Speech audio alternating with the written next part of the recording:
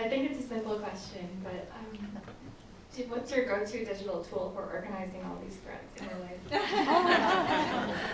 I'm still the kid who keeps buying a new notebook every conference thinking this is the notebook that's going to stay neat and carry me through, and I've got 20 of those. I don't have a favorite digital tool. I could pretend.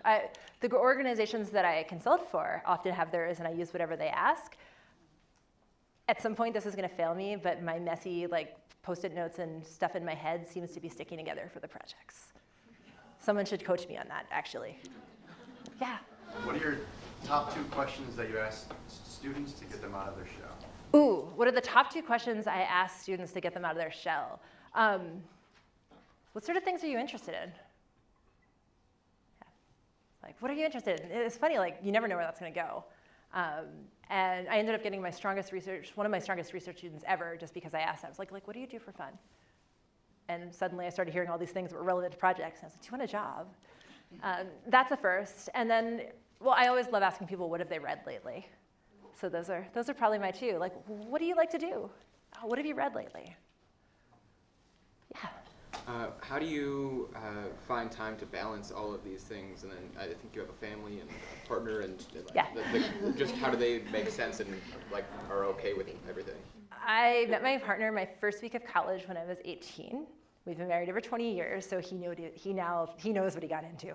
I don't know if he knew what he was getting into, so I think that's part of it. Just a lot of chatting about that. I don't have an answer. I'm not sure I balance things particularly well. I'm definitely my work and my life have no boundaries. Then there are some boundaries, but they have fewer boundaries than my friends who are good at the computers off at 5, because all the stuff that I'm interested in, my hobbies have a good habit of finding their way into my projects. So yeah, no advice.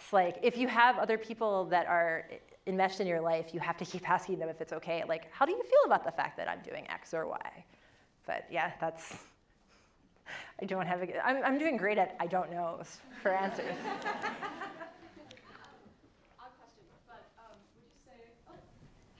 but would you say that pattern recognition kind of helps you go from project to project a little bit easier? Yes, absolutely. And on many levels. I think one is sort of knowing kind of what makes someone the kind of collaborator that I work with. And that's a very literal, there's a little bit of a pattern I could tell you about. This will work, this won't work. I used to have a test when I was a professor, actually, that people didn't realize was a test. I think a little bit learning how to break big projects into small projects and what parts of projects need your focus. Law of diminishing returns.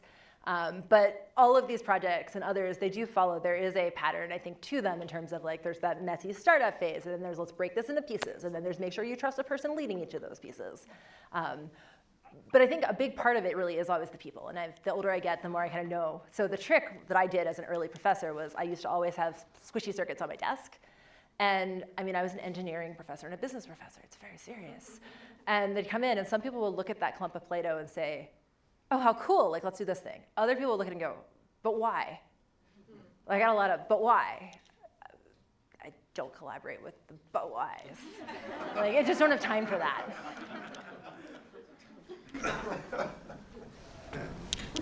Do you have a process for when you have these different threads that don't quite have intersections, for coming to that point of, well, this is how I'd like to see these work together, and going through that inspiration and point from I don't know to yes, let's try or experiment with this? Yeah, I think it depends on how. So it's about how do you get these, do I have a process for getting the threads to go together? Yes, and it depends on the kind of project. Is it a side fun project where I'm pulling friends together? That's different. If I'm being told what threads to pull together, that's different, and that happens very rarely. I try not to get in those situations. It's more, what are we trying to do, and then, okay, what threads do we need here? I think a big part of it, though, is these all sound like collaboration, and I'd say this is very different than collaboration. I do a lot of training for organizations on collaboration, and I'd say there's really 3 types of collaboration. There's the, we have a problem we want them to solve.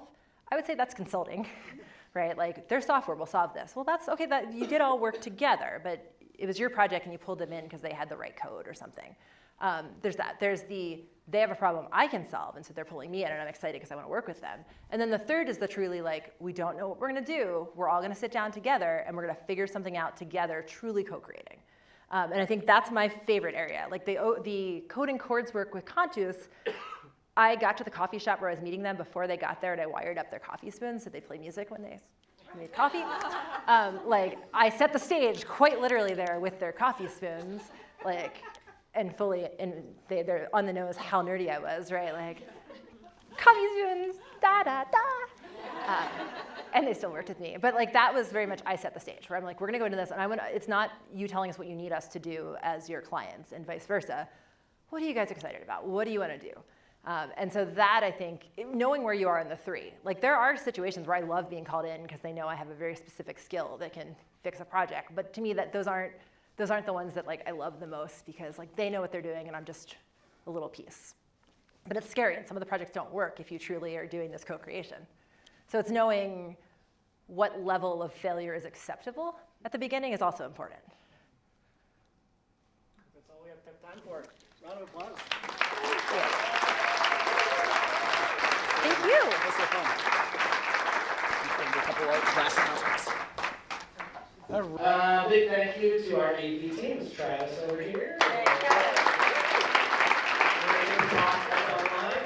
Share it out with people as soon as we are able. If you have missed any of the other talks or whatever we're able to come, most of those are on our website. You should be able to find those right underneath where you registered this morning. Big thank you to our volunteers this morning for setup and coffee and doing all the things.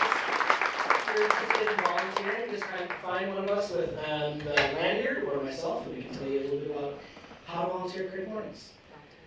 Here's our email address if you have any questions about that, or again, want to ask questions. I'm so happy you guys can be here today to celebrate with us, to be together for each other.